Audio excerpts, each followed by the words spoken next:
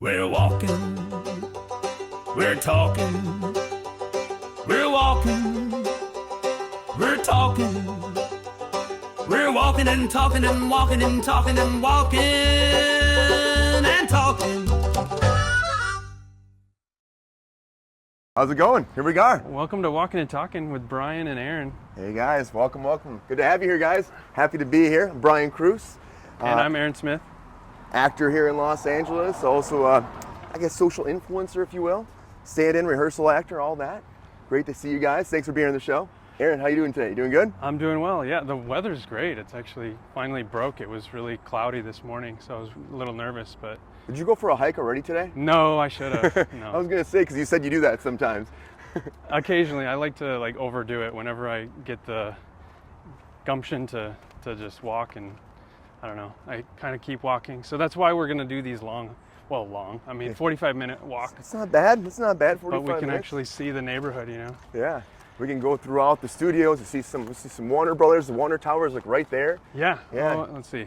This is my first time operating this dual camera business, but yeah, there's the Warner Tower, so that's pretty cool. It's very old school, right? Like, I guess they all used to have water towers? They used to, and Paramount still has theirs, and WB still has theirs, but a lot of them have gone away. And they updated this not too long ago. This one still shows the gold, but they made it blue at one point as well. They're always like renovating it to make sure that we actually like keep it updated. But I do love it. It's so cool to see it. The Animaniacs are in there. They are, okay. They're in there. They're away. They're away for now. Too much chaos. But yeah, we'll talk about some business stuff today too, the Yeah. entertainment industry, because we're both in it. Yep, We met on season 1 of Nobody Wants This. yep. What a great experience over there, right? Absolutely. It was great because it was here in town. We were shooting on practical locations and getting to actually see the city that we love, which is what this show is about, right? Like every week we're gonna walk around a different place in LA and kind of like see the neighborhood instead of, you know, burying ourselves in a studio and just kind of like only staying there. We can actually see what's going on. See the world. See all the traffic and like try to talk over it. Right? Talk over it, get some sun. Exactly. But I mean, this is a busy street outside Warner Brothers. It always is. Yeah, it is. But it's really a cool location. I do love the mountains up there, the wisdom trees up there too. You guys ever go for a cool hike? You go up to the wisdom tree on the top of the mountain. You can oversee all of Burbank and Hollywood. You can see the Hollywood sign from there too, right? You can, I think yeah. I went there a couple months ago. It was pretty cool. And you can walk along the actual mountaintops and get right to the Hollywood side as well. It's pretty cool. I've never been right up to the Hollywood sign, but I have like looked down on it, which is, you know, it's epic. It's like a really good view of the entire valley. Like you can see Burbank, you can see Santa Monica, all of it. All of it. I wish you could get right up to it, but a lot of it's like closed down now. Yeah. Ever since like tragic, you know, the people were actually like the Hollywood ending. You ever hear about that before? They shut it down? Hollywood. Oh, you mean Hollywood Land? Or? No, they shut it down because I guess decades ago, people were. It's kind of morbid, but they were having like they were beat down from the town and they were sad and they were like not making it. And they were climbing up to the Hollywood sign and jumping off it. No. And so the city actually said, we got to shut this down. And that's why they have that perimeter where they close it down. Oh if you my try to get that gosh. close, to bring helicopters in actually to try to stop you. Oh, wow. Yeah.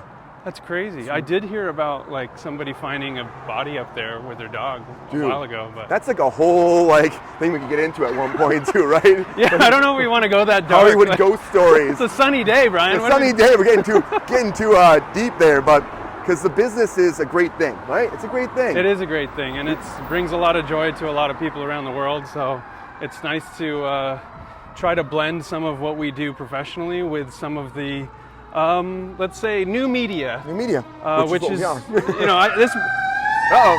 There you go. This is literally my first time holding a selfie stick, and I definitely feel like a tourist, which is good, right? I mean, I should be able to empathize with people that I see enjoying Warner Brothers, enjoying Universal. Yeah. And that's why we're here. We're starting at Warner Brothers because we're going to walk to Universal. Yes, Universal. Because it does feel like LA is super sprawling and like kind of too disconnected at times. Yeah.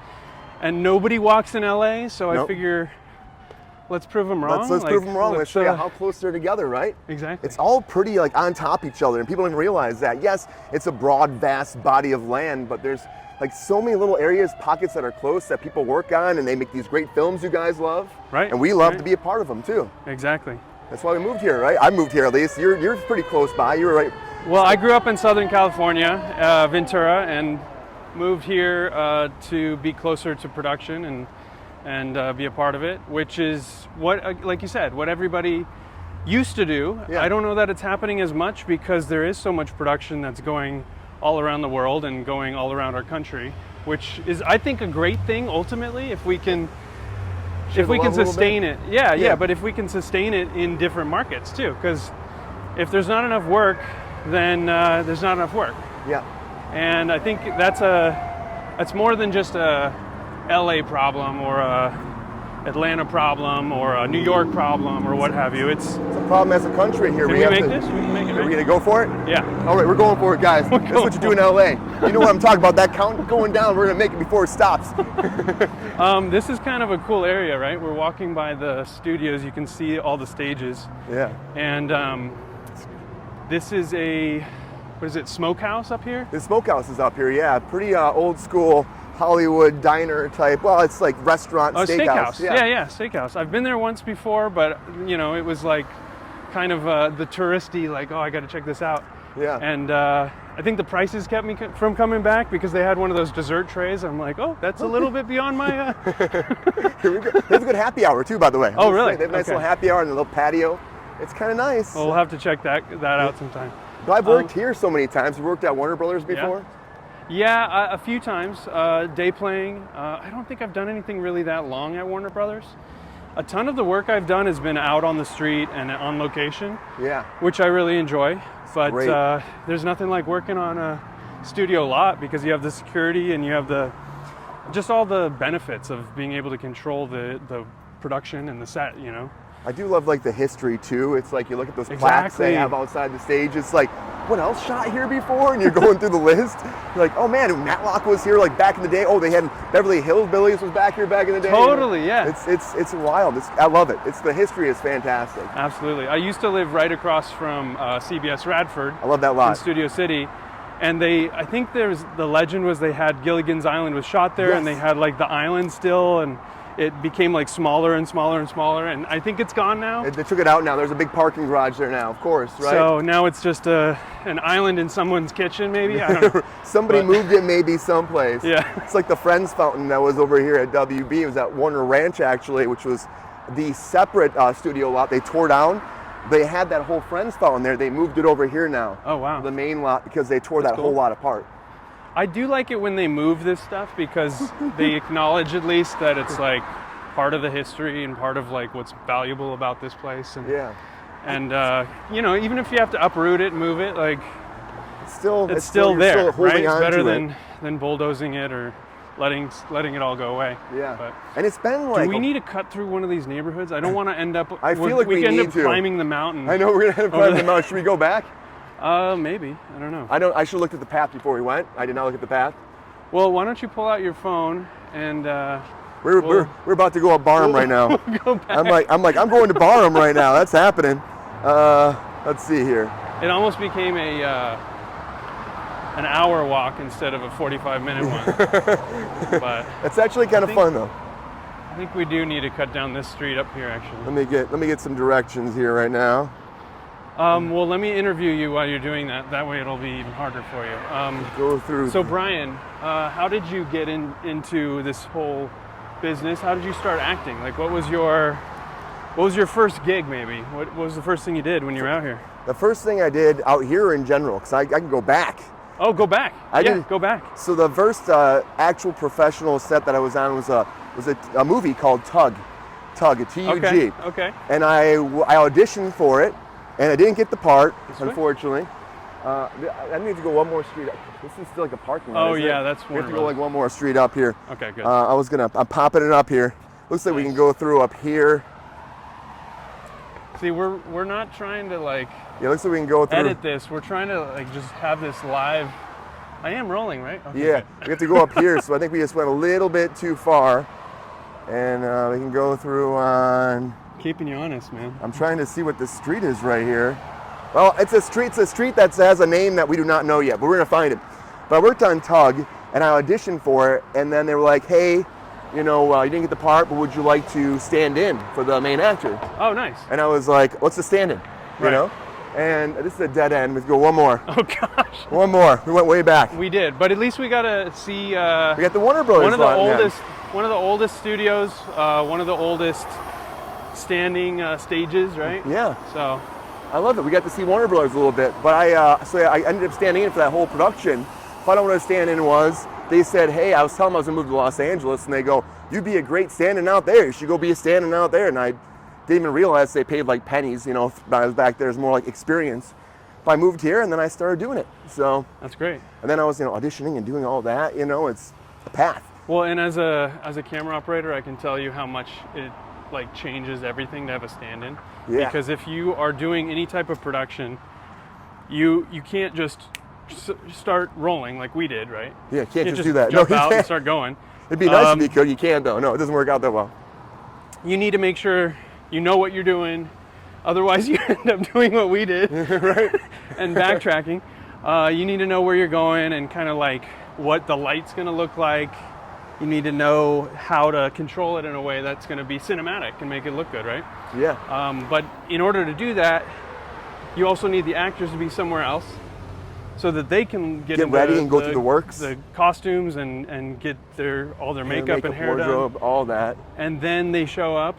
And in the meantime, if you don't have a stand-in or a rehearsal actor, yep, then you don't have the ability to kind of like do your first blocking, your first lineups, make sure it's all going to work. Yeah, all the little camera things moves, all too. that. Yeah, all the camera moves, all the little actions, like you're picking the phone up and you're talking like this. Now if the actor comes and you're talking like this now I'm open to camera, but if you do this, now maybe you're moving the camera around this way, and then they come in and they do this, like, it's all blocked now, Yeah. Maybe you have everything all set up on it. Maybe a dolly, you know what I mean? You have it all set up for that way, and it's all messed up. Let's just use a steady cam. I love a steady cam. I'm all about a steady cam, or right? handheld, even better. Then Handheld's you don't have to pay great. The rental, right? I love it. I think it's great, especially it's like you're really in there, Yeah. And I think there were some times early on where handheld would drive me nuts, like the Bourne movies. Oh yeah, but this is going to be too shaky. We're going to lose everybody. They have the stabilization on these iPhones, man. I'm telling you. Oh really? Yeah, they've got built-in stabilization. I got the old one, man. Built-in gimbals. This is an iPhone 11. Okay. Maybe episode 2 is going to be really good compared to. we can use mine next. The gimbal gets better every year, Right. It's exactly. like a built-in. I'm like, really, guys? You have stable. You watch some of these videos they have where they're running and moving, and it's stable. That's it's awesome. Smooth. So. Well. But yeah, something to look forward to in the next episode. we're getting it, guys. Come on, it's episode 1. Here we go. And thanks for being here, everybody, for watching us still. Thank you. Appreciate it. It's fun. And I love that though too. So let me tell you, what happened with you then? How did you start off? What was the first thing that you got on set, your big first professional gig? Well, I did start non-union and ended up kind of working my way. I had to get into the union first, but some of the first union jobs that I did. Let's see. I started working with. Wow, this is actually hard for me to go back and pick it apart. But some of the first jobs that I did that I felt really proud of were for Netflix, and it was a weird time because we're dealing with brand new cameras, and even Netflix was trying to change the game and do things in different ways. All the streamers were coming in and making a. Was it the red camera at that point, or was that something different? It was the red camera for the first few productions, and I actually feel like we were using Sony cameras actually quite a bit. Okay, yeah, I know Sony's came in pretty big. Because Netflix was doing all of the standards saying hey, we want to do 4K, we want to make sure that, these are future-proof in a way, because film was an archive. Yeah. It wasn't just the way that cinematographers preferred to shoot, but it was also a form of archival where that this medium that you're recording to is going to last for a long time. But with digital, you're basically saying, hey, here's our image. Let's use a ton of interim ways to store it. And there's no real kind of archive built into it. So you have to have these standards that are supported and expected and standardized. Early on, like hard drives would crash all the time too. Oh, yeah. Like they used to be like actually have mechanical parts, they weren't like solid state hard drives. Yep. And so they weren't as reliable. Now you'd have how many different hard drives backing things up, and things fail all the time. So All that the was time. All the that was time. a big change in the business. It really was. I Yeah. mean, it's cheaper on the long run, I think, compared to film, but still, it's like, you're trying We're to. barely fitting on this little I tiny know. sidewalk together. We're getting in here. Now we're losing the sidewalk, so we got to kind of go off road here a little bit, or maybe on road, everybody. On road. Oh, let's switch over to the other sidewalk. Yeah, it's nice over here. It's beautiful. It's nice little beautiful Burbank, California, guys. Yeah. I A know. lot of these neighborhoods, I think, were originally built for actors who worked at the studios because they had like their whole like kind of stable of actors that they would work with. Yeah. And they were all pretty. Contracted in. Yeah. Yeah. They would keep people on contracts. And I know, like, even they used to do back in the day was the actual offices we have now used to be actual dorms. Right. And the so bungalows. the Right? bungalows, yeah. So the people actors would live there, and they go, on a Monday they go to like 3 productions, on a Tuesday 3 different productions, maybe back to the other one on Wednesday, and they were just jumping around and then just contracted in. Every actor was. That's how it used to be. Right. It's a different time. And now these are all like $40 million homes. And Right? Everyone's like, yes, give me this now, and it's a beautiful area. That's so beautiful. But it's like hard to kind of afford that, especially when the business has changed a lot and jobs have left. They're coming back now though, which is a positive thing. Yeah, the incentives are hopefully bringing quite a few productions back. It seems like I keep reading about a lot of positive, Stoked, hope so.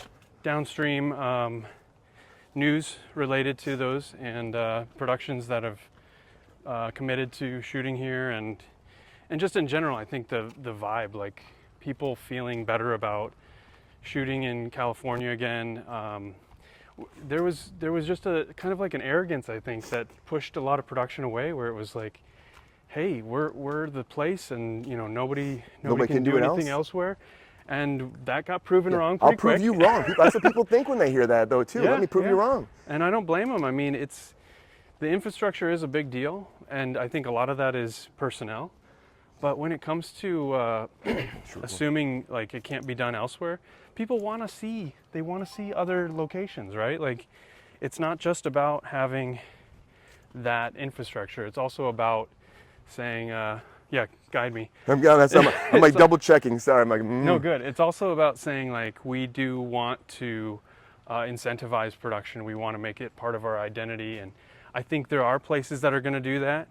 But what I really worry about isn't LA so much as it's the new hubs that aren't necessarily going to be sustainable. Oh, like Georgia? Yeah, I hope it will be. I think Atlanta could be a huge production hub in the long run, but it takes some of these like boom bust growth cycles to really prove if you have the mettle to continue and to draw the right talent, the right crew, and just all of the extra businesses, right? Like, I mean, the vendors, in 23, the when the restaurants. strike happened, we were watching dry cleaners close that had been around forever, diners and places that were kind of like staples of the area that were dependent on the amount of production, the level of production in a TV town like LA.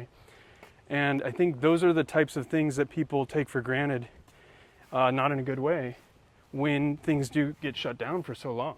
Yeah. So And when they're shut down for that long, they just give up and they move out shop and they move out of town, and then like the infrastructure's not there, and then you're like, well, there goes years and years of time we put into this just to make this happen. It can be done overnight. yeah. And I mean, Georgia's a big one because with Marvel pulling out, I know that they've been nervous about that, but I do hope with like Tyler Perry maybe will bring some more work there and keep pumping into it. A lot of actors have moved there. It would be nice to get more of these incentives everywhere and have all those hubs just flourish and thrive. If we could all thrive, that'd be great, right? Absolutely. Because there's so many great locations outside of California we could shoot in too that look great on cinema, great in film. We put that out there in the big screen, and it brings jobs everywhere. I want it to happen, but it's a battle right now, and it will be better. It will work out. It will work out. I believe it. It is getting better. It's already It's getting getting better. Even though we're doing this whole production, just the two of us, it is getting better. Like, It's getting better. And this is that time. We're on like the precipice of like the big changes happening. They're going to flourish again. I know it's going to happen. It's just a matter of the next couple of months. We're going to see big changes, and we'll be here talking about it when it happens too. I think that's great. exactly. They're documenting it right now along the way.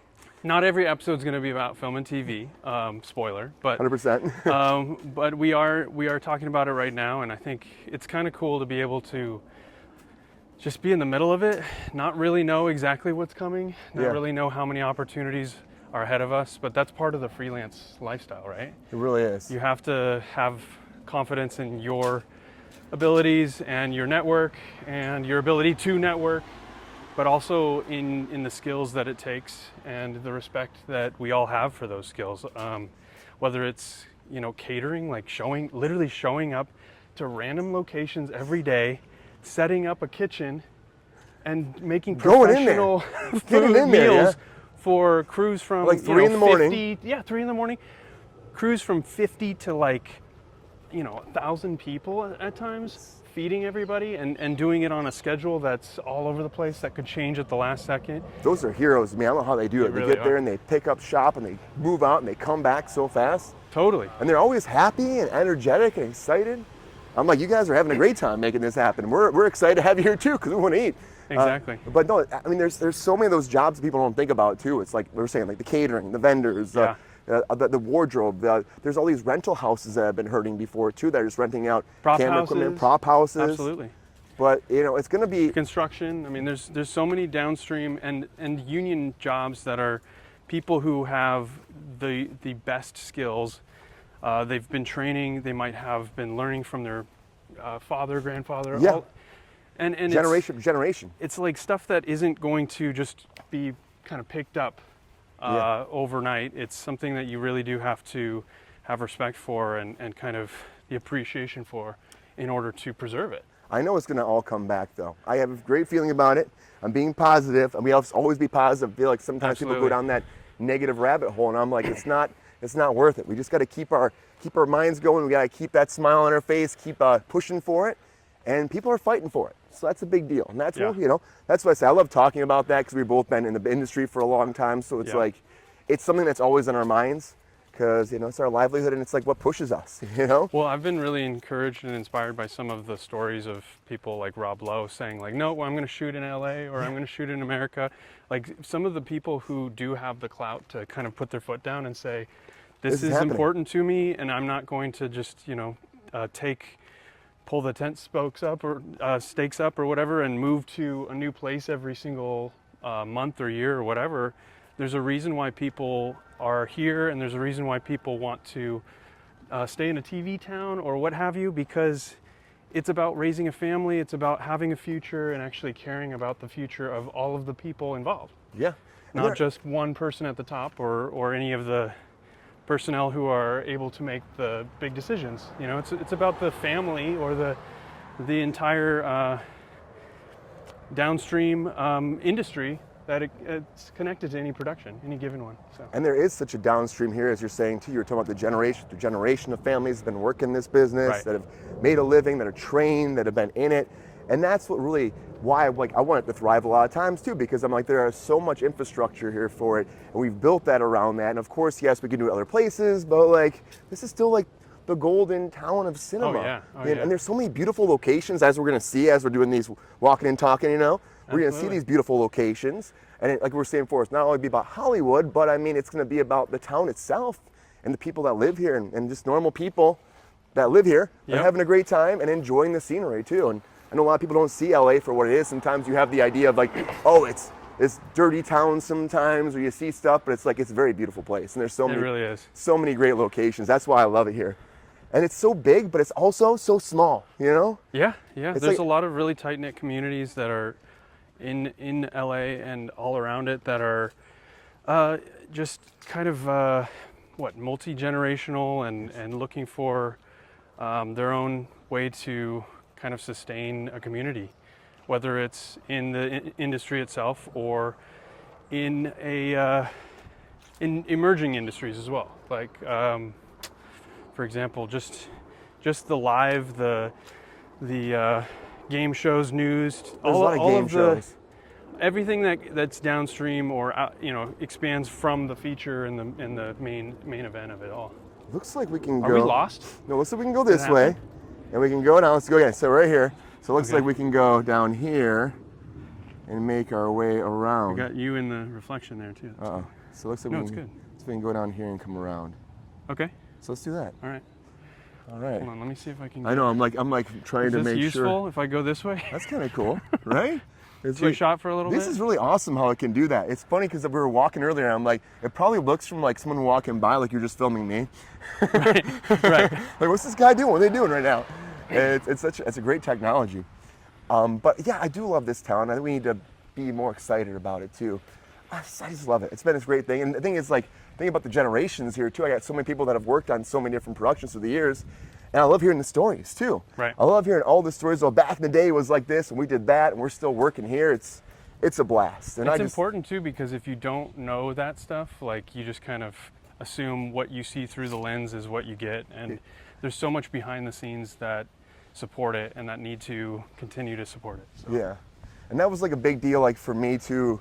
I know it's the day after, so I'm not been talking about much of the election here in town, running as, for SAG-AFTRA Yeah, LA yeah. president. It's because I know this town, like, deserves all the work. The people here have been suffering. I know that a lot of us have been like, we want to make this right. We want to keep doing this job. A lot of people love it. They're trained to do it. And I just wanted to help people have that opportunity and stand up for those people. I didn't win, but that's okay Yeah. because I'm still here. I gotta say, one of the biggest things I think that I've heard that I love is that people are saying, like, fix the pension and the health. I'm hearing it all over the place. Right. That was a big thing that I kept saying. We gotta fix that. We gotta help Yeah. people out. Have a future. Yeah. Have something they're getting into for retirement. Take care of themselves. Keep it as a profession. And I'm hearing it more, so hopefully they do it. I hope they do, and I'll be right there, still going to meetings and standing up and helping people every way I can. Well, there's like so much outside of this business. There's so much like, oh, pensions are going away, pensions are going away. I'm like, yeah, it's not actually about that. That's downstream of the fact that unions Are suffering. are suffering. And They're going away. ultimately, if we support unionization everywhere we can, I think that's the beginning of changing that. And to kind of like look at the symptoms is not really going to solve that earlier part of the equation. Oh yeah, the big spectrum is, you're right. It's like keeping unions existing so people are protected. Right. That's the biggest thing. As a unit, as a company, as everything. It's like as we're like a unit of people living in a group and have a profession, we want to be represented, we want to be protected. And the more of us together, the better chances we have to make this a profession, have all those perks that you should have as a human being. Totally. So, I really think that we'll be fine. I believe in it, as I always do, but it's the day after the election, so it's in my mind a little bit still too, and just like, I'm ready to help any way I can. Pushing people off the sidewalk. Yeah, right? Get off the sidewalk. Yeah, it's kind of a crazy time right now where there is a lot of like, I guess in 22, 23, there was a lot of union activity and a lot of organizing that was going on, which is good. Yeah. And a lot of backlash that comes from that, right? When it's high profile and people are making gains, the people who have control of a lot of the media are interested in maybe fighting back in a way that's more obvious, but individuals benefit from unions, right? Like it's about families, it's about growth, and a lot of that comes from individual efforts and people showing up and Doing the work. putting in the steps that it takes. Putting the steps in like we are right now, putting the steps in. Exactly.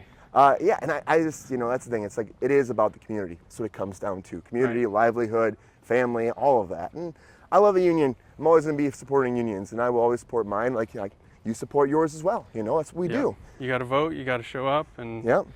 and then also your just vote. like get involved, learn more, learn the history, understand what gains were made. So many people take weekends for granted. Yes, they do. Yeah. 8-hour days. These things came from really, really like fierce and sometimes violent battles. Yeah, yeah. Negotiating and screaming at each other in rooms, right? Oh, for sure. But also just like strikes and Sacrifice. the conflict that comes from having to assert your rights. Yeah. So I think there's a little bit of like a memory loss that we have as a culture. Yeah, I think that's true. 100%. It's hard to kind of keep those things present, but I think it's super important because if you don't, you take something for granted and it goes away, and then it's really hard to understand what it took to get there. But that's part of my passion, is to learn more about it, not forget the struggles that were so foundational in making sure that all of these people can be a part of a community and a network and an industry ultimately. So, and you should be allowed that. We should be able to have that, and I think we will always. But it's just a matter of we got to keep standing up, not forget. You're right, never forget, and always keep remembering the sacrifices that came before, and know there's always going to be sacrifices that are coming ahead of us too. oh yeah. But that's what keeps us stronger. That's what motivates us, and that's what helps us as a people, actually drive and push a narrative and help each other out. We have to know there's sacrifices all the time. Yeah. And everybody, I'm telling you, if you move to Los Angeles and you're trying to get in this business, there will be sacrifices. Oh yeah. It's just what it is. It's like it's not an easy spot, but it's a beautiful career and it's a beautiful path once you give it your all. It is. You can do it. And it's also opportunity. Sustaining a career in this business is not as turnkey as it might seem. No, too. it's not. Some people will make a really great opportunity happen with a lot of hard work. Yeah, and other people like that. You know what I mean? Well, and then nothing comes for 6 months or a year or 2 years later, and it's like, what did I do? It's not you. It's not you. It's kind of the way it is. Like, there's a lot of patterns. There's a lot of what's the word? There are definitely like cycles to the industry and to any industry. Ups and downs, highs and lows. So, and creating opportunities for yourself is a big part of it. I know a lot of actors are looking to brush up their skills when things are slow. They're trying to read and educate themselves and stay within their communities, get as many opportunities as they can. Camera people have to do it too. Every part of the business is looking for ways to continue growing and continue expanding their opportunities. So you gotta always push yourself and keep growing and advancing. If you don't, it's like any skill you have. You stop doing it for a while, what's gonna happen? You're gonna end up be like rusty. But you know what? The downtime is the best time to advance yourself and keep working on your skills and keep developing that and keep developing yourself. Right. And I think we do that. People do take it for granted sometimes. Like a weekend or something like that, I'm just gonna stop or take like a couple months off in between a gig, and then they get back like, oh, I haven't touched the camera in a long time, or I haven't memorized lines in a long time. Yeah, you gotta dust the rust off. Yeah, you don't need to be doing that on set, but I always think I have a lot of actor friends that will tell me like that they like that in between time because they're like either working on their body or working on their craft or doing classes or training. And that's like good time for them too, to have personal time to grow and become a better person. And get ready for that next big gig. Yeah. And I think that's the same in every field in the business. It has to be, like, especially if you're a cinematographer. I'd imagine you're probably always playing around with lights and messing with shots and figure things out and trying to find like what looks great. Well, the technology changes so rapidly too. Like if you're not kind of keeping up with what things are, you might miss a new way of doing things or an opportunity to expand the way that you're shooting. If somebody asks, hey, can we do this? The answer might have been no for like decades, but now all of a sudden there's a new tool. Like, wait a second. And if you're aware of those things, then you can kind of keep that in your toolbox and say, yeah, actually we can make that change. We can do that now. Is there something big that happened to you that was like, whoa, this is going to change the game right here? Well, the Steadicam was like the big one in the 70s that really impacted cinema in a new way. Garrett Brown invented the Steadicam. Stanley Kubrick noticed it and said, "Hey, I want to do this." I think he saw Rocky or saw some film, and then wanted to use it for The Shining. Yeah. But there's so much technology surrounding camera stabilizers and even just the Volt was another Tiffin product. Tiffin bought Steadicam that came out recently, and it's changed the way that we can use Steadicam and make it even more precise and make it feel even more like a traditional dolly. Which is amazing. So yeah, there's always new technology that you have to kind of adapt to, and ways that, like using this phone, I'm operating two cameras at once. It's wild. New technology. Opposite ways. New technology, and lavs connect to the phone just like that, and 1, 2, 3, you're off and you're off the races. Let's go. And if we get too protectionist with it, then we don't see the opportunities to do something off the cuff and walking and talking like we are right now. Walking and talking, moving around town, making our way around the day. Definitely a little bit more like I was catching my breath trying to talk and carry this thing. I mean, your arm must be a little tired there, huh? That's good. I'm like, here we go. I've done like that while I'm standing in, or I'm like holding a phone. Oh, man. totally, yeah. I was Yeah. working on a commercial, and you know, it's And like, don't look like you're tired because we're shooting. no, don't look, you're tired. You got to act like you're not Yeah, tired. but you know, you're holding the phone, you're holding it up like Aaron's doing right now, and you're there for like 45 minutes to an hour, and the hand starts doing this a little bit. You're like, okay, now rolling. You're like, oh God, Oh, God. I'm holding the arm. I'm holding the arm. Definitely got to have that you- Zen mode, right? Can you shake less right now? I'm like, I'm trying. I'm trying so hard. I want to stop shaking right now. Exactly. Let's do it with, but more steady. Yeah. They're more steady. Let's see if, let's go again, but can we steady the hand? You hear like the notes going through, you're like, oh God, okay, I got this. Let me see, making sure we're still on track. Still on track, everybody. We're still at 35 minutes on the video, so I hope we're not going to go too long with the whole so thing. What do we got? Another 10 minutes to Yeah, get to Universal? probably. This is 11. It's All right, 11 minutes. all right. Yeah. There we go. We're not that far. It's not a bad walk at all. No, it's beautiful. Yeah, it's a nice day today. It's like Tesla Lane. We've seen a couple of the Cybertrucks and They're everywhere here. a couple everywhere. of these cool new Teslas that look like Priuses and. I love it. Hey, What's one of great. your favorite like stories like that you've had in the business? You think that's really fun? That's like that one you'll probably tell like the next generation, and you hope that lives on maybe. Oh man, Is it something fun? Well, let's see. That's a big question, I know. It is a big question. I've gotten to work with so many cool people and just kind of like all of a sudden, oh hey, that's someone that I admired watching, in movies and TV growing up, and now one of the funny ones is I got to work with Florence Henderson. Nice.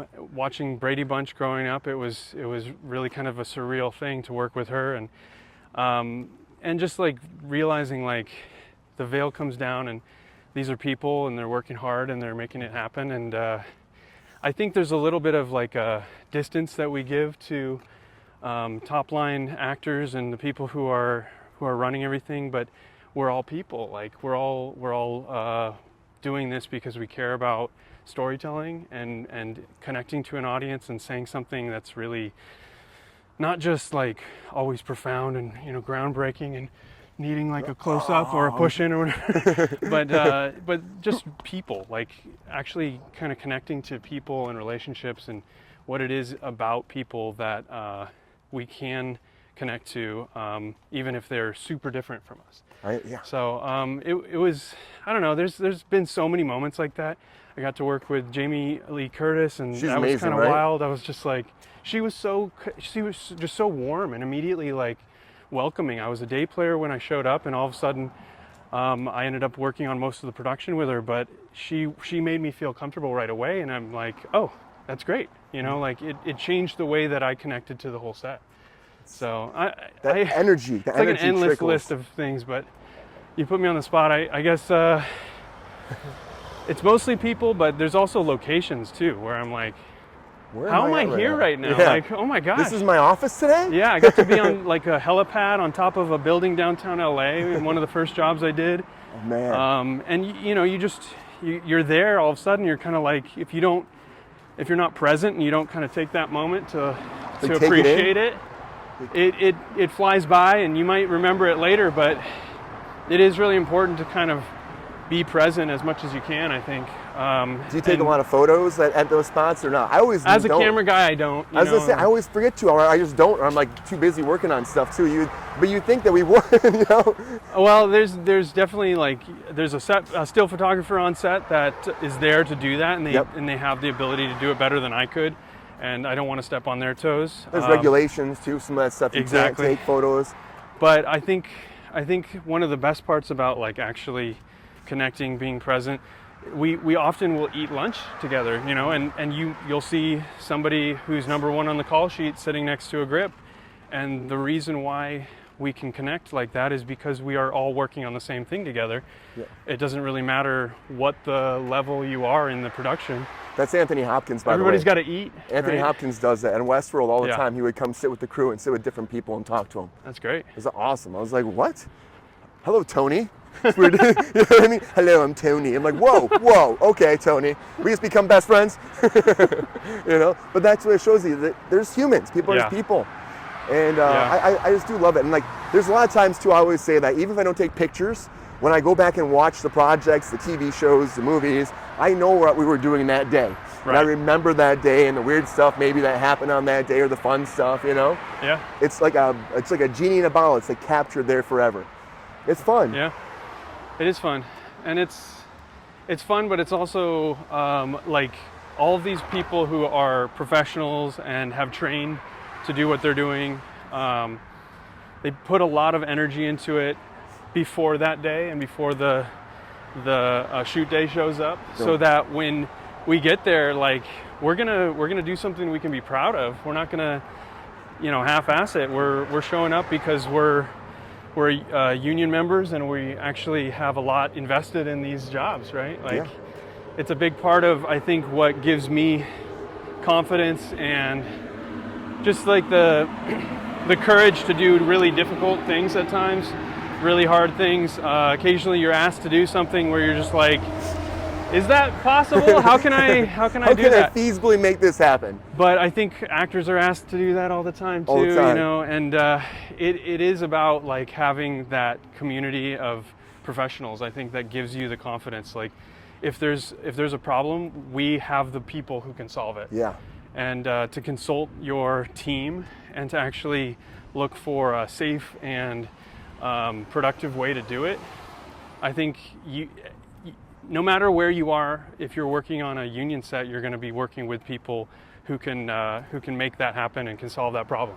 That's why we were talking about earlier too. It's like the idea of like an actual production crew. I know like the whole YouTube stuff, the Instagram, the social influencer stuff is like one person with the camera a lot of times. Like, we're doing that now, but like to actually capture those moments and problem solve those situations where you're trying to make something happen that's never been done before on film, or you're trying to work something out that's like last minute, like to have that team, you can figure out so much more because one person in that massive crew is going to have an idea. Bam, it's brainstorming, it's working together. All these different people, small walks of life that have all the knowledge. Yep. It's an amazing, as we worked on a set, it's an amazing experience, and there's so much camaraderie too. Yeah. It feels like a family, especially at the end of the season. It's like, how do we make this happen? How do we be proud about this project at the end? Yeah. It's a lovely experience. I sometimes call it like we're a traveling circus. Totally. Sometimes, But well, there's also the difference between film and TV in the sense that a lot of times films will get a ton of prep, a ton of opportunity to like think through a problem, solve it in advance, and be really meticulous about it. TV often doesn't have that luxury, right? Oh, no, you're go. I wasn't able to make the prep, so we'll figure it out. I'll send my keys and figure that out. But ultimately, if you are getting to... Where's Arnold? Get to the chopper! If you have the crews that are experienced, like a lot of times you have prep and you've got best laid plans, and then you get there and it's something totally different, or you have an issue, you have to move everything and change it all, and being able to adapt to those situations is vital. It makes you better, and it also makes it like, it allows for a little bit of that like lightning in a bottle that we appreciate so much about pulling things off sometimes. So there's also like, production stuff, and sometimes production changes happen, like a location is lost, right? Or maybe like an actor gets sick and now like we're moving this scene up today from yesterday or for tomorrow. I mean, we're changing the schedule around. We're like, we don't know what we're doing now. I guess we're adding this scene that's supposed to be here for shooting next week, and we're going to a brand new location we haven't even seen before. Let's go. And you figure it out. It's so much harder. It's harder that way? Yeah. I'd imagine it's probably like the weight. Yeah. Let's see how this works. Hey, we're almost Universal, guys. Yeah, here's Universal. Yeah. So we did it. We made the walk, and we had the talk. We had the talk, and hopefully we didn't, disrupt the neighborhood too much. But I think it was kind of a great walk. Like, that was really, really fun and easy. Nice. Yeah. It's really cool. It's not that better fun. than sitting in a topless van and driving around. But yeah, right. And be like, here's Universal Studios, and it's gone. Looking at it like it's a zoo or something. Right. And it's big because like up here too, it's like it's Universal Studios, but also like the theme parks up here as well. It's like Harry Potter's castle's up there. Yeah. You got the Simpsons ride. You got, of course, Super Mario World is there too. Yep. So it's a really cool spot, and there's less sound stages nowadays, but it's still, there's a magic here that I love. Well, they're adding some too on the other side, aren't they? Like it is growing. Are they going to build more now? I didn't realize they're building more. Yeah, on Barham, I think there's a couple extras. So that's good because they tore a bunch down to make Super Mario World, but I think that's a good sign for things to come, right? Exactly. More hope. more hope here for this town because it's got to keep going, and it will. And you watch, 5 years from now, we'll be back in business. That's right. All right. Well, this was fun. Yeah. Thanks for being here, everybody. Yeah. Thanks, everybody. Good to talk, Aaron. See you next week. Walking and talking.